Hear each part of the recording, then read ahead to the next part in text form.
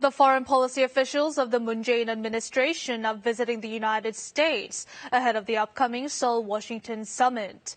The South Korean officials are trying to find ways to achieve denuclearization in North Korea by fine-tuning the agenda of the summit with White House officials and the U.S. Congress, as well as discussing military cooperation to promote denuclearization.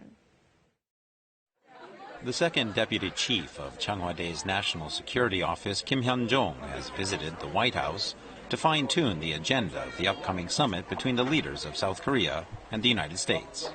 Sources say Kim has met with White House Deputy National Security Advisor Charles Kupperman to discuss comprehensive ways to achieve denuclearization in North Korea. The South Korean official then met with members of the U.S. Senate and House of Representatives to brief them on Seoul's stance and to exchange opinions.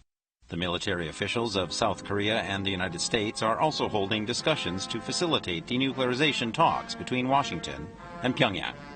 In the military sector, Defense Minister Jeong Kyeong-doo and Acting U.S. Defense Secretary Patrick Shanahan discussed the latest joint military drills and the transfer of wartime operational control to South Korea.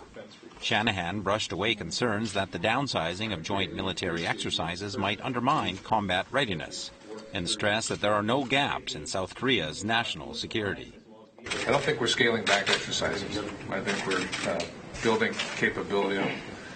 Shanahan added that the 19-1 exercise held last month was successful, and that South Korea and the United States will discuss applying the improvements made during the exercise to the next drill slated for September.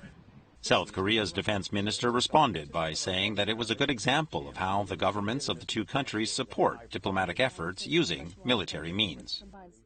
강력한 한미동맹의 역사적 상징이자 정신을 간직한 연합연습을 통해서 한미동맹과 한미연합과의 개선은 더욱 굳건해질 것이라고 확신합니다.